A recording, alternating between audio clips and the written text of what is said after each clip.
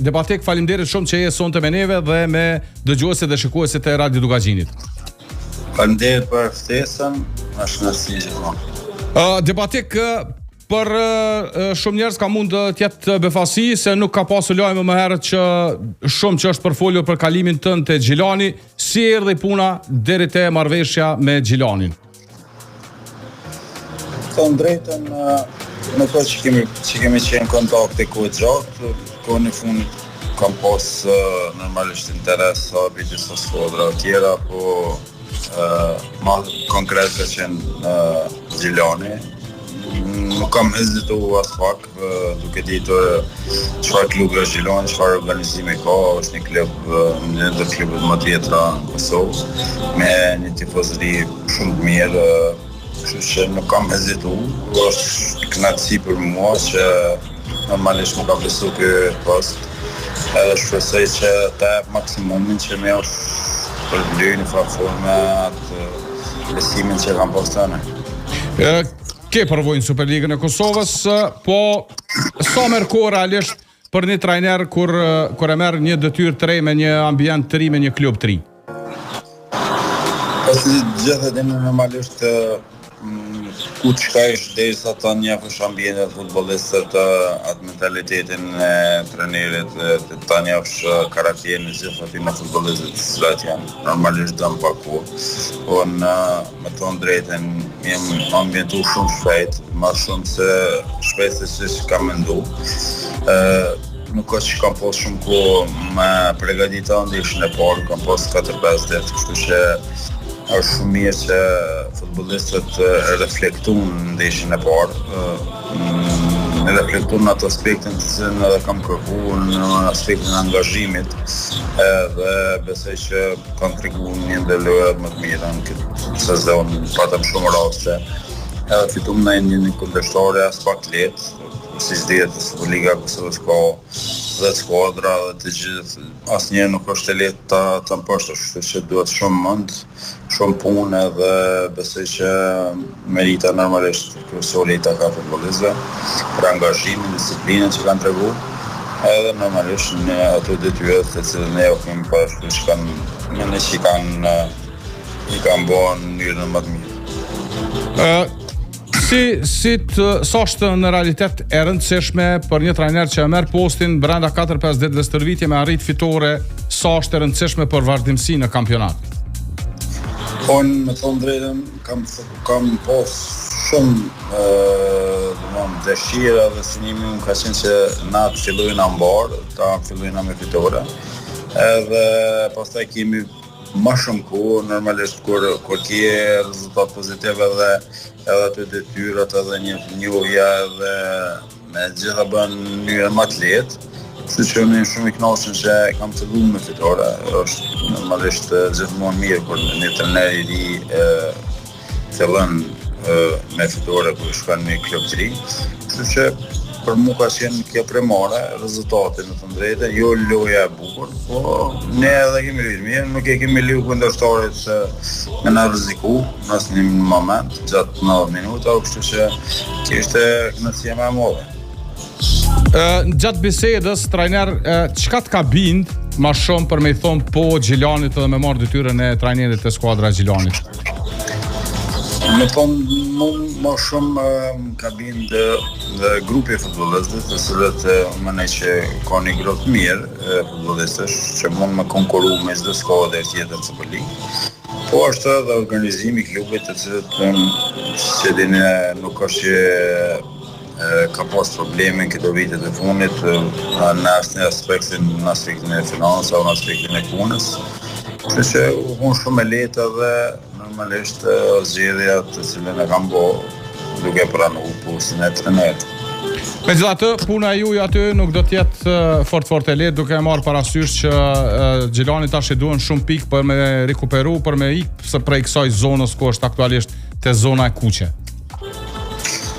Normalisht, më thashë në fillim që në asnjë skuadër nuk është e lehtë për me marrë pikë, kështu që na duhet të çosim në çdo ndeshje për me marrë maksimumin e pikëve, pa marrë parasysh ndaj kujt në lyna.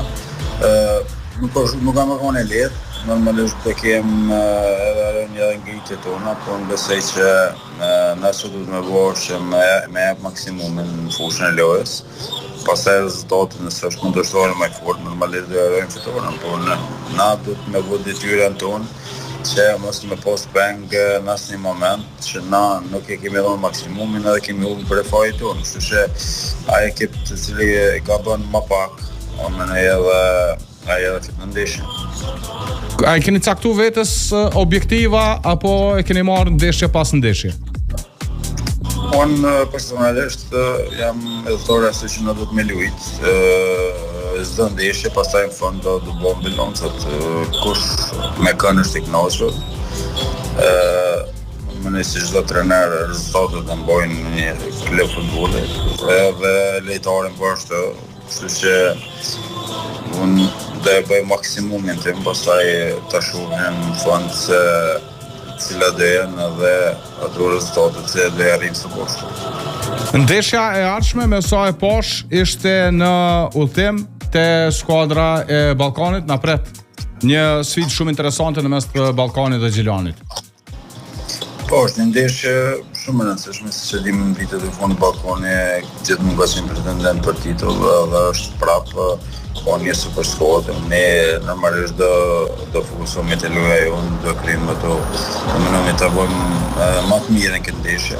Shpresojmë që të marrim një rezultat pozitiv edhe të vazhdojmë me ndeshjet sikur në ndeshjen e parë, edhe pse normalisht kundërshtari është shumë më i fortë. Besoj që po nëse ne qasme maksimalisht sikur ndeshjen e parë, besoj që mund me adorë me marrë një rezultat pozitiv. Prej kësaj çfarë ke pa trajner deri më tani te skuadra, cila llogaritet me qenë arma pak më e fortë e skuadrës së Gjilanit? Unë që arma më e fortë është dhe ka më kon grupi, tani emrat nuk do luajnë në ato futbollet që ne meritojmë, kështu që unë besoj që na fokusin kryesor dhe arma më të fortë kemi grupin. Oltjon Bilallin trajner, a e keni tashmë pjesë të ekipit? Bilali veç që ka fillu me servit, unë besoj që ai do jetë gati në më të shpejt, kështu që na do punojnë me ultin si që dini ka posë në të më matron. Kështu që i duhet pak me e shkat, kështu që po, normalisht. Ne do të rrezikojmë në momenti kur është në 100% për me luajt, do fillojmë edhe të unë besoj që nëse kur ai do kthehet do kemi një armë shumë më të fortë aspektin e pozitëv që na më shfrytëzuar morë rezultat. Edhe kur jemi ka fundi, deshta vetëm me marrë një opinion tondin edhe për ndeshjen e Kosovës, fitoren në Suedi, edhe në përgjithësi si e vlerëson deri më tani punën e trajnerit Franco Foda me Kosovën.